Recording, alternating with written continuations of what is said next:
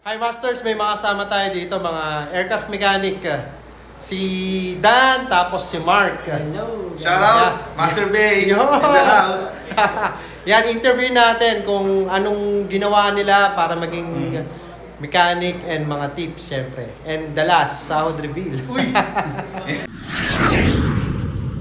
Sir Dan, saan ka nag-aral? Master Bay sa WCC ako sa Caloocan. 4 years BS AMT. BS AMT.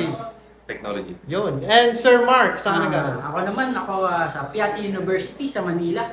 Masters, kwento nyo naman paano kayo nag-start or nagsimula bilang aircraft maintenance para may mga idea yung mga nag-aaral or mga fresh graduate. Actually, nag-start din kami as trainee, maintenance training program sa mga MRO. Ako sa Pampanga, then doon nag-start yung training namin. Then doon nag-build. May theoretical training yun na certain length of time, then meron din practical. And Sir Mark, paano naman sa'yo? Ako naman, nagsimula ako, kumuha ng lisensya agad ng CAAP. Kasi pag graduate ka ng 4 years, pwede ka na agad mag-exam sa kanila. Ang hinihin lang nila yung OJT mo nung sa school. Nag-OJT din kasi ako noon sa Lufthansa, kaya mabilis siya ako nakakuha ng lisensya. Pagkatapos noon, nag-MTP din ako, maintenance training program sa... Nagrekta na rin ako sa Lufthansa. Masters, magbigay naman tayo ng tips para sa mga followers natin na gustong maging mekaniko. Tips. So, sa mga aspiring aircraft mechanic natin, pag-graduate nyo, hindi yung tapos na eh. Doon pa lang yung simula lahat. So, courage lang. Reality. In reality, practically speaking, may challenge yung pag-start sa aviation. Lalo na sa aviation kasi ang dami ka-graduate na aviation. Then, konti lang naman yung apply mo sa Pilipinas. So, challenging Totoo talaga. yan, Master Bay. Challenging. Then, pero kailangan mo i-pursue. Kailangan mong gawin lahat. Kailangan mong acquire ng training. Kahit OJT, apply kayo OJT sa mga GenAv. Unti-unti naman yan, step by step yan.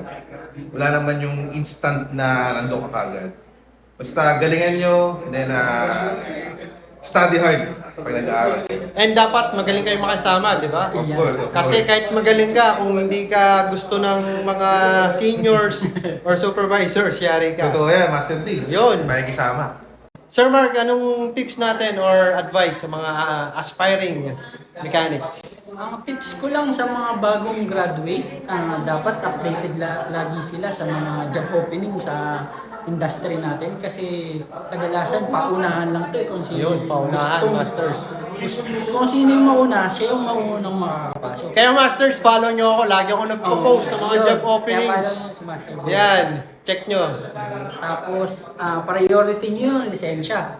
Kasi, madali kang makakapasok pag may lisensya ka. Sir Mark, magkano ba sahod natin nung nag-start ka sa Pilipinas and bago ka umalis? Nung nag-start ako sa Pilipinas, ang unang sweldo ko nasa 15,000.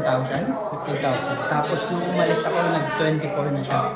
Tapos ngayon, parang tumataas na talaga siya. Kasi nga maraming opportunity. Kasi wala nang masyadong aircraft mechanic sa Pilipinas. Puro nasa abroad na. Totoo. Basta aviation, abroad talaga yung habulin mo kasing sahod eh. Compare mo sa Pilipinas, siguro times 5 Times 5. Times 5 to 6, depende pa yan. Sir Dan, ikaw, magkano sahod mo sa Pilipinas nung nag-start and bago ka umalis? Master B, nag-start ako siguro sa range of 15,000. Parang starting 15 eh, no? Oo. 15 talaga. 15,000, then bago ako umalis ng Pinas, umabot pa ng 30,000. Wow! Basic lang yun. Wala pang overtime. Wala pang overtime doon. Pwede, Master pwede. B. Pero, step by step. Huwag kang mamadali. Siyempre. And Right time. nung nag-abroad ka, maganda, malaki yung tinaas times 5 to 6, no? Medyo naging 6 digits naman. Yo, 6 digits. Maganda-ganda pag nasa abroad ka. Expect mo 100 to 150k pesos. And syempre, benefits. Benefits. And tsaka may expand yung learning mo. Yun yun eh. Yung experience mo, lalo pag nasa ibang bansa ka na. Yung sa ibang tao na yung makasama mo. Sir, pa-explain naman, anong difference ng trabaho niyo dito sa abroad compare sa Pilipinas? Anong mas mahirap?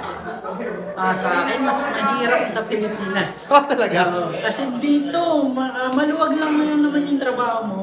Dito pa din masyadong pagod. Parang yung knowledge mo lang talaga yung binabayaran nila. At Mas experience mo. sa Pilipinas talaga bugbog eh, no? Sa Pilipinas, kasi kapag wala kang masyadong ginagawa, bibigyan ka ng ibang trabaho. Kailangan active ka eh. Oo. Sasabihin sa'yo, dapat proactive. Oo. Doon ka mauhubog sa Pinas. Oo. Lahat ng hirap andun. Kaya Pero dito, mas madali maganda na pa lang. rin ma-experience mo yun sa Pinas. Kasi doon ka unang matututo. Oo. Tanggap na ng tanggap sa Pinas. Oo. Basta nag-i-start kayo, mas maganda mag-training, mas mahirap para Oo, pagka madali. nasa abroad ka na or mas tumatagal, Parang nagawa mo na Yeah. lahat sa Pilipinas. Pagdating Mas madali mo na dito, lang. ang luwag na. yun. Sir Dan, sa'yo, anong mas maganda? Ganun din, sa hirap. Sa hirap, Pinas. Pinas pa rin. Mas mahirap sa Pinas.